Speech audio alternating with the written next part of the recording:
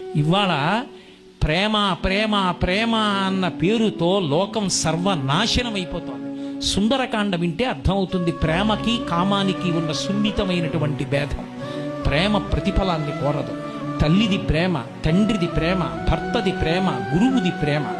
అంతేకాని ఎవరో తల్లిదండ్రులకి ఒక అందమైన ఆడపిల్ల పుట్టింది, కాలేజీకి పంపించి చదివించుకుంటున్నారు. వాళ్ళకి ఎన్ని ఆశలు ఉంటాయి.